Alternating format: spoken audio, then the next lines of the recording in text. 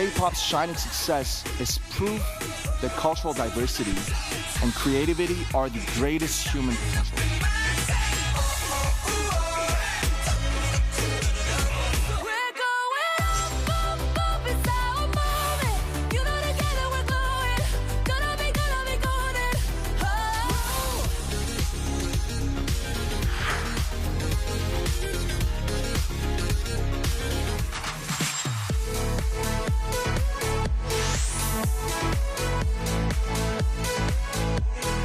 콘텐츠 산업의 큰 도약을 통해서 K컬처 300조 원 시대를 이끌고 글로벌 시장을 선도할 다음 K 콘텐츠 발굴에 힘쓰겠습니다.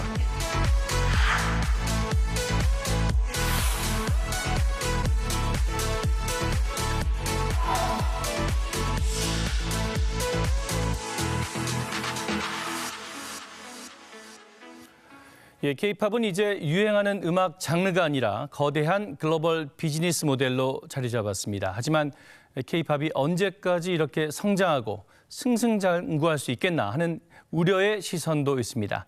자, BTS를 키워내 K-팝의 심장부라 불리는 하이브에서 글로벌 전략을 진두지휘하는 분입니다. 김태호 최고 운영 책임자 모시고 이 문제 짚어보겠습니다. 자, 총괄님 어서 오십시오. 안녕하십니까? 예, 아침 일찍 나오셔서 감사합니다. 자, 아무래도 이 질문부터 좀 드려야 할 것 같습니다. 이 방탄소년단, 지금 BTS의 복귀 소식이 지금 전 세계가 들썩이고 있는데요. 공식 복귀가 얼마 남지 않았죠? 네, 3월 20일에 지금 컴백을 예정을 하고 있습니다. 예. 네, 3년 9개월 만에 컴백이라서 3년 저희도 9개월 기대가 만. 큽니다. 예. 지금 복귀 후 첫 정규 앨범에도 관심이 많이 쏠리고 있어요. 제목이 아리랑. 맞습니다. 예. 네. 그리고 이 광화문과 경복궁 일대에서 대규모 컴백 무대도 준비하고 있다고 지금 기사가 많이 나오고 있는데요. 네. 지금 아리랑 이 앨범 제목도 그렇고요. 이 경복궁, 뭐 광화문 이 장소도 그렇고 우리 것이 많이 강조된 느낌이 듭니다. 특별한 그 어떤 이유나 배경이 있는 걸까요? 아무래도 방탄소년단은 말씀하신 것처럼 예. K-팝을 대표하는 그룹으로 이제 존재하고 있고 예. 또 한국에서 출발한 그룹이라는 정체성을 분명히 가지고 있습니다.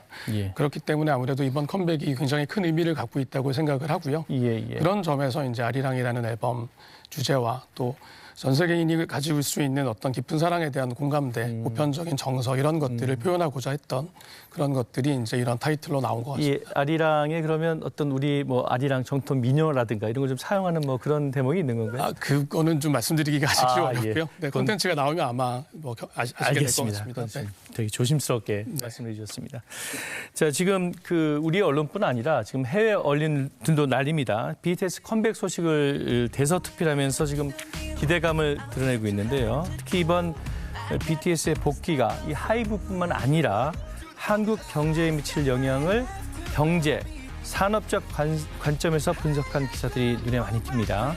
자, BBC 기사인데 지금 화면에 나오는 게 BBC는 이 BTS의 컴백 소식을 전하면서 컴백 투어 등으로 10억 달러, 우리 돈 1조 5천억 원 규모의 매출이 예상된다고 전했고요. 자, 이건 빌보드지 보도입니다. 빌보드는 역시 BTS가 10억 달러 규모의 컴백 준비를 완료했다고 전하면서 콘서트 티켓, 앨범, 굿즈 판매 등으로 수천만 달러를 추가로 벌어들일 것으로 예상했습니다. 자, 총괄님, BTS의 복귀 이렇게 전 세계가 주목하고 있는데요. 자, 하이브라는 기업을 넘어서 대한민국 이 문화 산업계 전반에 주는 상징적 의미가 있다고 좀 보여집니다. 어떻게 생각하십니까? 그렇게 생각하고 있습니다. 예. 아무래도 코로나 시대가 저희가 있었고 사실 BTS의 마지막 투어가 진행됐었던 지가 상당히 오래됐습니다. 예. BTS는 다행히 코로나 시기에 뭐 다이너마이트라든지 저희 버터 같은 좋은 곡들을 통해서 빌보드에서도 굉장히 좋은 성과를 냈었고요. 예. 이제 그렇기 때문에 굉장히 오래간만에 열리는 이 완전체 투어에 대한 그 기대가 예. 사실 뭐 저희한테도 굉장히 큽니다. 예. 저희가 지금 34개 도시 81번의 쇼를 지금 준비를 하고 있고요. 아, 34개 도시요? 네. 이 지금 우리 국내뿐만 아니겠죠? 당연히? 네, 맞습니다. 예. 전 세계에서 지금 저희가 준비가 되고 있고 예. 사실 아직 확정되지 않은 공연들을 생각하면 아마 공연은 더 추가될 것으로 지금 아, 예정을 하고 그렇습니까? 있습니다. 예. 아마 K-팝이 등장한 이래 저희가 장르로서 인정받기 시작한 이래 가장 큰 규모의 투어가 될 것 같습니다. 아마 그런 부분에서 본다면 K-팝의 확산 그리고 K-컬처에 대한 어떤 전 세계인들에 대한 인식의 개선이라든지 이런 부분들에 있어서는 분명히 긍정적인 효과가 있을 것으로 생각을 하고 있습니다. 예. 근데 이제 BTS뿐만 아니죠. 우리 K-팝 보면 뭐 저도 잘 모릅니다만 블랙핑크, 스트레이키즈, 또 세븐틴 이런 많은 K-팝 그룹들이 있습니다. 근데 다 합치면 정말 그 K-팝 산업의 규모라든가 그 전 세계적인 인기가 정말 어마어마하거든요. 왜 이렇게 우리 K-팝이 전 세계적인 인기를 끌고 있는 거라고 보십니까? 그거는 K-팝이라는 장르가 가지고 있는 특징 때문인 것 같습니다. 그러니까 저희는 그거를 K-팝의 총체성이라고도 가끔 이야기를 좀 하는데요. K-팝의 총체성. 네. 보통 이제 저희가 음악 장르라든지 엔터테인먼트 영역을 보면 아티스트는 아티스트대로 혹은 작품은 작품대로 존재하는 경우가 많습니다. 하지만 K-팝은 사실은 K-팝의 아티스트뿐만 아니라 K-팝을 구성하고 있는 산업군 그리고 또 특히 무엇보다도 가장 중요한 것이 팬입니다. 이것들이 하나로 결합됐었던 장르를 저희가 K-팝이라고 이야기를 하거든요. 이제 그런 부분들이 아무래도 다른 엔터테인먼트 영역과는 다른 K-팝의 어떤 차이를 만들어내고 있는 게 아닌가라고 생각을 합니다. 아티스트와 시스템과 팬덤까지. 맞습니다. 이걸 다 아우르는 것을 K-팝 산업으로 봐야 된다. 그 총체성이 이 글로벌한 인기의 원인이다. 이런 말씀 맞습니다. 아무래도 그런 안에는 SNS라든지 이런 것들을 적극적으로 활용하는 저희 K-팝 아티스트들의 특징도 있을 것 같고요. 뭐 방탄소년단의 성장과 성공에는 SNS의 기여가 굉장히 절대적이었다라는 사회적 평가들이 있는데 이제 그런 것들이 자연스럽게 지금은 K-컬처를 상징하는 하나의 키워드가 된 것 같습니다. 자, BTS 같은 경우 아까 3년 9개월 만에 복귀라고 하셨죠. 3년 9개월 만. 굉장히 긴 시간이에요. 3년 9개월 만인데 이 공백 기간이 굉장히 길었는데도 불구하고 전혀 그런 공백기를 느끼지 못했다. 이런 분들이 굉장히 많으시거든요. 이게 다 플랫폼 덕분이었다. 뭐 이런 얘기가 있습니다. 이게 어떤 뜻인가요? 저희가 2018년부터 개발의 준비에 들어가서 2019년에 오픈했었던 위버스라는 서비스를 아마 말씀하시는 것 같은데요. 위버스. 팬 소통 플랫폼입니다. 팬 소통 플랫폼. 단순히 팬들과의 소통뿐만 아니라 이 안에서 이 K-팝과 관련된 굉장히 많은 경험들이 한꺼번에 원스톱으로 이루어지는 그런 구조라고 생각하시면 될 것 같습니다. 이런 것들이 아무래도 코로나 시대에 팬들과 떨어질 수밖에 없었던 대면 접촉이 불가능했었던 아티스트들의 한계를 많이 극복해줬던 것으로 기억을 하고 있습니다. 그리고 아무래도 우리 지금 이 시간대 우리 주 시청자층이 조금 이 위버스를 어려워하실 수도 있을 것 같아서 위버스에는 어떤 그런 그 내용들이 담기게 되나요? 일단 기본적으로 뭐 과거에 저희가 이제 온라인의 어떤 서비스 카페 같은 것들을 이용해서 경험했었던 커뮤니티 기능이 기본적으로 들어가 있고요. 그리고 저희 앨범을 구매한다든지 각종 굿즈라든지 MD 같은 것들을 구입할 수 있는 그 커머스 기능도 포함이 되어 있습니다. 그리고 최근에는 팬 소통을 조금 더 직접적으로 하기 위해서 DM이라고 하는 서비스 모델도 저희가 만들었는데요. 아무래도 DM이면 다이렉트 메시지 맞습니다. 아닙니까? 아티스트들하고 개인적인 메시지를 주고받는 것과 같은 비슷한 경험을 저희가 제공하는 이런 서비스들도 있고요. 또 무엇보다도 아티스트의 활동이라든지 여러 가지 정보들을 저희가 한꺼번에 제공하는 그런 기능들도 저희가 준비를 하고 있습니다. 그럼 이 위버스에는 우리 아티스트, 그러니까 BTS도 직접 멤버들이 참여하나요? 맞습니다. 어떤 형식으로 참여를 하죠? 라이브 스트리밍이라는 경험들을 통해서 팬들과 소통을 많이 하고요. 저희 라이브를 진행하는 과정에서 있었던 많은 그런 영상들이 이른바 짤이라는 것으로 재생산돼서 다른 SNS에서 유통되기도 하고요. 이런 것들이 아무래도 팬들이 이 아티스트들을 굉장히 멀리 느끼는 것이 아니라 굉장히 본인과 가까이 있는 것과 같은 그런 친근함을 느끼도록 하는 어떤 좋은 장치가 되는 것 같습니다. 마치 온라인상에서 친구랑 대하는 것처럼. 맞습니다. 아티스트, 우리 BTS 멤버들을 직접 소통하는 듯한 그런 체험을 할 수 있다는. 또 어떤 아티스트들보다도 BTS 멤버들이 이런 소통에 굉장히 적극적입니다. 그래서 저희가 이런 서비스들에 또 대응하기 위한 여러 가지 시스템적인 지원들도 또 충분히 해야 되기 때문에 많은 투자와 또 준비를 하고 있는 그런 서비스로 이해해 주시면 될 것 같습니다. 그러면 이제 한국의 어떤 발전된 IT 기술이 만들어낸 이런 독자적인 플랫폼, 이런 IT 기술의 발전이 결국 K 콘텐츠의 확장에도 큰 도움이 되었다. 네. 뭐 이렇게 얘기를 할 수 있겠네요. 맞습니다. 위버스의 경우에는 지금 전 세계 한 200여 지역에서 저희 예. 서비스 접속이 이루어지고 있고요. 활성 사용자 수가 1,000만 명이 넘는 그런 대형 서비스거든요. 아, 1,000만 네, 명이나. 그리고 여기에는 K-팝 아티스트뿐만 아니라 예. 이름만 대면 알 법한 이런 글로벌 탑 아티스트들 등 170여 아티스트들이 입점이 되어 있습니다. 그래서 이런 아티스트들이 그렇게 활발하게 팬들과 소통하면서 만들어내는 그런 고객의 경험들이 아까 앵커님께서 말씀하신 것과 같은 K-팝의 어떤 그 관심과 성공을 만들어낸 것 같습니다. 자, 방금 우리 플랫폼 얘기 계속 하니까 또 빼놓을 수 없습니다. 최근 그 골든 글로브 이관왕이 빛나고 아카데미상에서도 역시 후보로 선정돼서 아주 그 수상이 유력한 애니메이션 K-팝 데몬 헌터스, 네. 이른바 그 소위 캐데온이라고 하죠. 예. 이 캐데온의 성공도 사실 이 OTT라는 새로운 플랫폼이 나오지 않았으면 이렇게 그 성공이 불가능하지 않았을까, 이런 해석도 나오는데요. 네, 뭐 저도 그 말씀에는 공감을 합니다. 경쟁력 있는 플랫폼과 좋은 콘텐츠가 만났었을 때 예. 만들어낼 수 있는 시너지가 어떻게 작동하는지를 보여준 굉장히 좋은 사례라고 생각을 하고요. 예. 그렇기 때문에 뭐 이런 플랫폼의 등장이 사실은 K-팝의 확산이라고 하는 측면에 있어서도 긍정적 기여를 하고 있다고 생각합니다. 그런데 아무리 좋은 플랫폼과의 결합이라도 사실 좋은 콘텐츠가 있어야지 이런 시너지를 낼 수 있는 거거든요. 좋은 플랫폼도 중요하지만 네. 더욱 중요한 건 좋은 콘텐츠다. 네, 예, 예. 그래서 좋은 콘텐츠가 좋은 플랫폼으로 확산될 수 있도록 해야 된다라고 하는 생각은 하고 있습니다. 아까 말씀드린 것처럼 저희가 직접 플랫폼 사업을 하고 있는 이유도 예. 사실은 이런 플랫폼에 대한 경쟁력을 저희가 직접 갖는 것이 사실 굉장히 유의미하다고 생각합니다. 많은 분들께서 캐데언의 성공이 과연 K-팝의 실질적인 어떤 그런 경쟁력에 어떤 도움이 됐는지에 대한 또 의문을 제기하시는 분들도 계시거든요. 아, 그렇습니까? 아무래도 해외 자본에 의해서 만들어진 콘텐츠이기 때문이죠. 그러니까 저희는 그렇기 때문에 플랫폼에 대한 어떤 주체성과 경쟁력을 스스로 가는 것도 사실은 앞으로 K-팝의 확산에 미칠 영향이 굉장히 크다라고 생각하고 있습니다.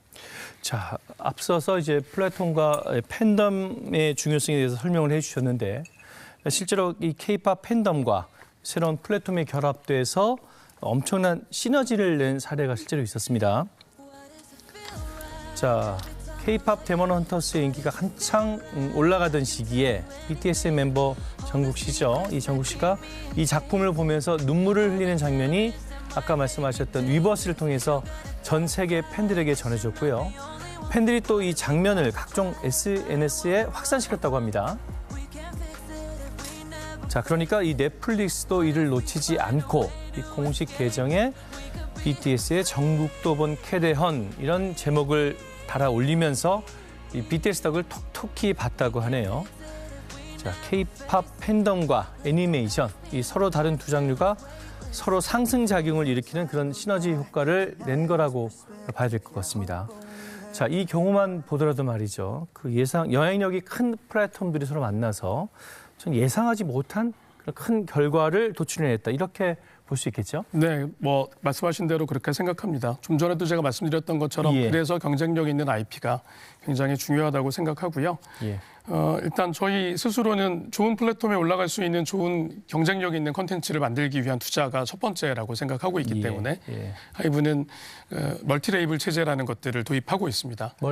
멀티 레이블 체제라는 것들을. 그게 뭐 어떤 보통 이제 기존의 저희 회사 외에 다른 엔터사들은 하나의 레이블로서 많은 아티스트들이 그 레이블에 소속되어 있는 그런 개념이었다면, 그러니까 저희는 하이브 안에 사실 6개의 전문 이제 그 제작사들이 있습니다. 그 방탄소년단이 소속되어 있는 빅히트 뮤직을 포함해서 뭐 세븐틴이 포함되어 있는 플레디스 엔터테인먼트라든지 하는 6개, 한국에만 6개의 레이블이 있습니다. 이런 레이블들이 각자의 개성이 담겨져 있고 프로듀서의 어떤 특성이 나타나는 그런 콘텐츠들을 서로 내부에서 잘 경쟁하고 또 시스템을 서로 쉐어하면서 만들어냈었던 것들이 사실 지금 좋은 플랫폼에 올라갈 수 있는 저희의 경쟁력 있는 콘텐츠가 됐다고 저희는 좀 생각하고 있습니다. 그러니까 하이브라는 회사 안에 서로 다른 색깔의 회사가 또 6개가 존재하는 맞습니다. 거군요. 네. 그 서로 다른 색깔의 회사가 또 저마다의 개성을 가진 그룹들을 또 만들어내는 것이고, 이것들이 이 그룹들이 서로 경쟁하면서 시너지 효과를 낸다. 맞습니다. 이렇게 이것이 이제 한국에만 6개 레이블이 있고요. 예. 사실 저희가 멀티홈 멀티 장르 전략이라고 하는 글로벌 전략을 준비하면서 미국 또 라틴 그리고 이제 인도까지 저희가 이런 것들을 계속 이어가고 있습니다. 또 저희가 이제 한국만큼 또 굉장히 중요한 시장이라고 할 수 있는 이 글로벌 시장에서 경쟁력을 확보하기 위해서 마찬가지 이런 멀티 레이블 시스템도 저희가 일본에서도 이제 저희가 도입을 하고 있고요. 이런 뭐 노력들이 잘 결실을 맺었던 것이 사실 앵커님께서 말씀하셨던 방탄소년단의 성과라든지 또 넷플릭스라든지 이런 플랫폼들과의 어떤 시너지가 나도록 하는 그런 가장 큰 힘이 아니었나라고 생각합니다. 자, 그렇다면 말이죠. 이 K-팝이 이 같은 문화 산업뿐만 아니라 예를 들어서 K-푸드 혹은 K-뷰티, 화장품 네. 같은 그 서로 다른 산업, 다른 제조업 영역과도 이 K-팝이 충분히 더 협업을 할 수 있고 그래서 더 많은 시너지 효과를 낼 수 있는 것 아니냐. 뭐 이런 전망도 좀 있습니다. 어떻게 생각하세요? 아까 제가 저희가 가지고 있는 장르적 특성이 일종의 총체성이라고 말씀을 총체성 저희가 드렸었는데요. 예. 가장 중요한 것이 저희 바로 팬들입니다. 예. 그 K-팝 팬들처럼 행동력이 강한 사실 그 팬들이 많지 않은 것 같습니다. 아까 말씀하신 것처럼 저희가 컨텐츠를 만들고 나면 그 컨텐츠와 관련된 것들이 자연스럽게 확산되는 과정에서 저희 아티스트들이 사용했었던 제품이나 먹었던 음식이나 혹은 저희가 제작하는 콘텐츠에서 등장했었던 다양한 그런 한국적인 경험들이 예. 팬들을 통해서 확산되는 이런 것들이 굉장히 많습니다. 앞서 말씀하신 것처럼 그 정국 씨가 그 캐대언을 보면서 흘렸던 눈물을 그 팬들이 굉장히 행동력 강한 그 아미께서 SNS를 통해서 확산시켜 주셨고 그런 것들이 또 굉장히 빠르게 영향력을 미쳤던 것처럼 말씀하신 것처럼 K푸드, K컬처 나머지 한국과 관련된 여러 키워드에서도 예. 똑같은 효과들을 지금 내고 있다고 생각합니다. 그 뉴스를 봤더니 캐대언에 나왔던 그 컵라면이 있지 않습니까? 네. 컵라면이 전 세계적으로도 굉장히 큰 인기를 끌었다고 그러더라고요. 네, 예, 그게 같은 그런 맥락에서 맞습니다. 이해하면 네. 되겠죠. 네. 자, 우리 캐대언 얘기 조금만 더 해보면 이 캐대언이 어떤 새로운 한류 모델을 제시했다 이런 평가가 나옵니다. 그러니까 무슨 얘기냐면 외국의 자본과 그다음에 글로벌한 플랫폼, 한국의 어떤 인력이 협업하는 시스템을 만들어서 한류의 확장 가능성을 확인시켰다. 뭐 이런 분석인데요. 대표님께서는 어떻게 이런 분석에 동의하십니까? 사실 그 분석에 동의하면서도 네. 뭐 한 가지 좀 덧붙이고 싶은 저의 의견은 예. 사실은 아까도 제가 잠깐 말씀드린 것처럼 이 K-팝 데모넌터스의 성공이 예. 사실은 한국 콘텐츠를 더 이상 한국만이 독점할 수 있는 것은 아니다라는 신호도 있다라는 겁니다. 미국 제작사가 예. 이제 글로벌 플랫폼을 통해서 런칭했었던 작품이고 예. 거기에 이제 한국인들과 K-팝과 관련된 분들이 참여하셨던 이런 결과거든요. 그러니까 결국 그런 결과들을 저희가 이 국내에 굉장히 많은 부가가치로 남기기 위해서는 이제 글로벌에서도 K 콘텐츠를 잘 만들어낼 수 있다라고 하는 시그널로 이번 사안을 좀 보면 저희가 조금 더 새로운 관점으로 좀 대할 수 있지 않겠나라는 생각이 좀 듭니다. 지금 총괄님 말씀 들어오면 우리 콘텐츠를 이제 우리만 만드는 게 아니다. 네. 지금 그 말씀 듣고 제가 어떤 생각이 드냐면 그럼 우리한테 위기가 될 수도 있는 거 아니냐. 네. 그런 생각이 약간 들거든요. 예를 들어서 그 김치가 우리의 음식이지만 그 중국이 우리나라 김치를 더 우리나라보다 잘 흉내내서 만들 수 있는 거 아니겠습니까? 네. 만약에 그러면 우리 K-팝 산업, 우리 어떤 우리 그 생태계에 좀 위협이 되는 게 아닐까요? 어떨까요? 저는 좀 기회로 봐도 될 것 같습니다. 오히려 기회로 네. 볼 수 있다. 그 과거에 2020년 도쿄올림픽에서 우리나라가 태권도에서 금메달을 따지 못했던 그런 경험이 있습니다. 예, 맞습니다. 네, 예. 그렇다라고 해서 태권도가 더 이상 한국의 것이 아니냐라고 한다면 오히려 그것은 그만큼 글로벌에서의 태권도의 위상이 높아졌던 결과로 저희가 받아들이는 것이 맞는 것처럼 K-팝에 대한 세계의 관심들이 커지고 K-팝을 더 이상 한국 자본 혹은 한국 사람들이 만들지 않더라도 K-팝이라는 콘텐츠가 보편성을 갖게 됐다라고 할 수도 있는 거죠. 그 과정에서 저희가 이것들을 그냥 지켜볼 것이 아니라 저희가 이런 주도권을 놓치지 않도록 하기 위한 노력, 좋은 콘텐츠를 만들기 위한 투자 이런 것들이 반복된다면 저는 K-팝에서의 한국의 위상은 오히려 K-팝이 일시적인 유행이 아니라 장르적인 지속성을 가질 수 있도록 만드는 하나의 동기이자 기회가 되지 않을까. 그렇게 생각을 좀 해보고 싶습니다. 예, 같은 맥락에서 질문 하나 좀 더 드려보기. 아무래도 이제 K-팝 산업을 선도해가는 제일 선봉에 계신 분이시니까 그럼 우리 총괄님이 그리시는 앞으로 5년 후, 10년 후의 우리 K 콘텐츠는 어떤 모습일까요? 그러니까 K 콘텐츠의 미래상이라고 해야 할까요? 일시적인 유행이 아니라 장기적인 지속성을 갖도록 하는 것을 만들어내는 것이 저는 무엇보다도 중요할 것 같습니다. 사실 동아시아에서 저희의 경쟁 국가라고 할 수 있는 일본이라든지 혹은 홍콩과 같은 지역에서 나왔었던 그런 영화나 콘텐츠들이 사실 전 세계적인 유행을 했었음에도 불구하고 일시적으로 그런 유행이 끝났었던 경험들을 저희가 지켜본 바가 있거든요. 예를 들어서 뭐 홍콩 영화라든가 네, 뭐 일본의 J-팝이라든가 네. 이런 것들 말씀하시는 네. 거죠? 근데 저희도 이제 저희가 90년대에 이 K-팝의 비즈니스 모델이 만들어지고 저희가 약 30년 정도의 지금 시간이 지났고 전 세계적인 관심을 받기 시작한 지는 이제 한 10년이 채 되지 않았다라고 예. 생각하는데 5년, 10년 후까지 버틸 수 있는 그 체력 이런 것들이 저희한테 굉장히 필요하다고 생각하고요. 더 이상 K-팝이라는 장르적 특성에 저희가 매몰될 것이 아니라 오히려 K-팝을 통해서 얻은 사업적 기회들을 글로벌 엔터테인먼트 산업군에서 저희가 리더십을 가지고 올 수 있는 어떤 그런 힘으로 바꾸는 게 저는 굉장히 중요하다고 생각합니다. 그래서 하이브는 지금 한국 K-팝뿐만 아니라 미국의 팝 시장, 또 라틴의 라틴 음악 시장, 혹은 인도의 인도 음악 시장에 직접 진출해서 그 지역에 맞는 음악 장르와 아티스트들을 발굴, 육성, 데뷔시키는 이런 프로젝트들을 지금 하고 있습니다. 그 말씀은 지금 뭐라고 표현해야 될까요? K-팝의 현지화, K-팝의 뭐 로컬라이제이션 이렇게 표현해도 될까요? 네, 뭐 그렇게 말씀하셔도 좋을 것 같습니다. 예. 네. 그러니까 라틴 음악 혹은 각 그 국에 있는 그 대중음악을 K-팝을 발전시킨 기법을 가지고 같이 이끌어나가겠다 이런 말씀이시겠죠? 네, 이미 어느 정도 성과가 나고 있고요.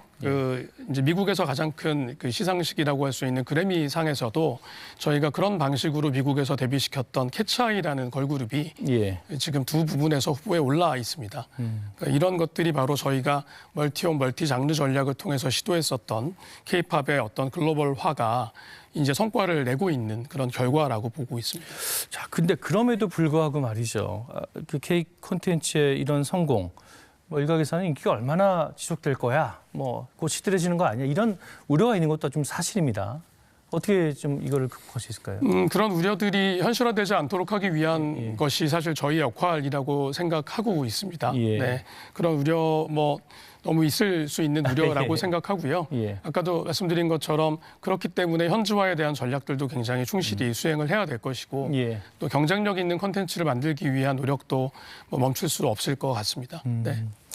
자, K 콘텐츠가 앞으로 더 확장되고 지속 가능한 우리 경제 성장까지도 견인해가는 국가 전략 산업이라고 해야 될까요? 이렇게 국가 전략 산업으로 깊게 뿌리 내리기 위해서는 어떤 점들이 좀 필요하다고 보십니까?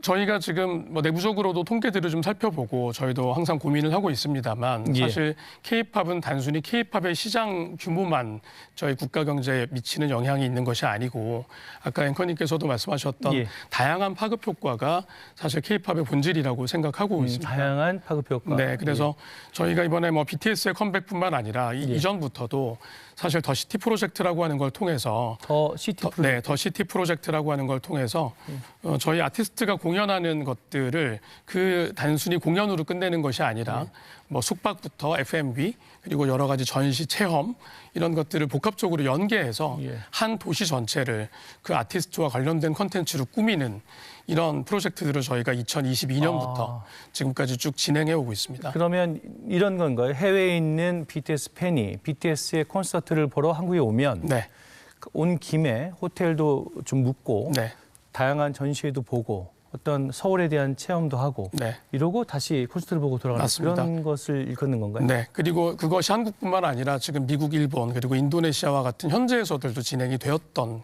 그런 사례들이고요. 예. 그러니까 이런 것들이 이제 말씀하셨던 것처럼 저희가 이런 경제적인 효과들을 계속해서 확산시키고 성장을 지속할 수 있는 체력을 좀 만드는 그런 경험이라고 할 수 있겠고 또 그 과정에서 아까 말씀하셨던 K컬처, K푸드 같은 것들에 대한 경험들이 올라가면서 한국이라는 국가 브랜드가 계속해서 유지될 수 있는 이런 것들이 결국 K컬처의 산업을 지속시킬 수 있는 힘이 되지 않을까 이렇게 생각합니다. 그 더 시티 프로젝트 같은 것이 활성화되면 아무래도 그 우리 호텔이라든가 식당이라든가 우리 숙박업계에도 굉장히 큰 파급 효과를 미칠 수 있겠네요.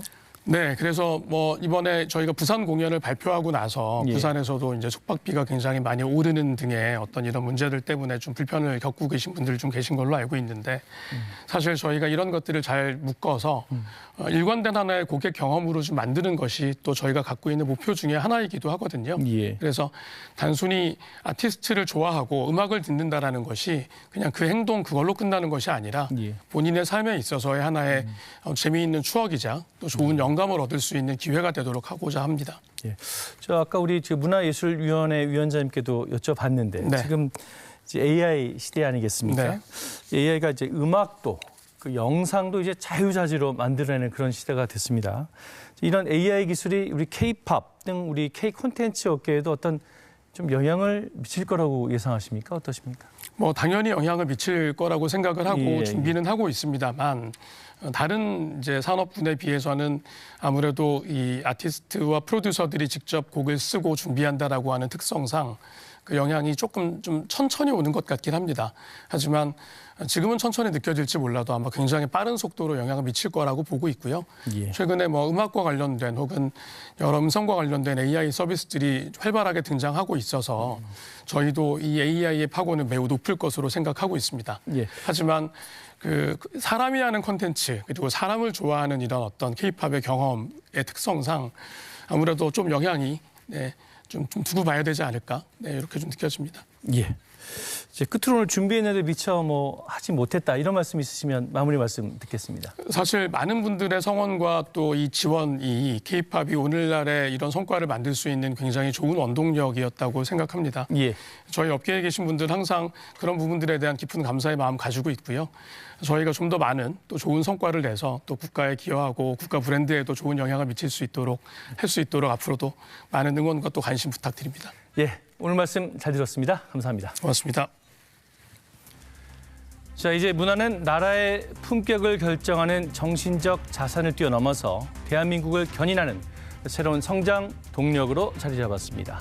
더욱 고무적인 건 아직도 우리의 문화 잠재력이 무궁무진하다는 점일 겁니다. 자, 이루어진다는 라이브 여기까지입니다. 시청해주신 여러분 감사합니다.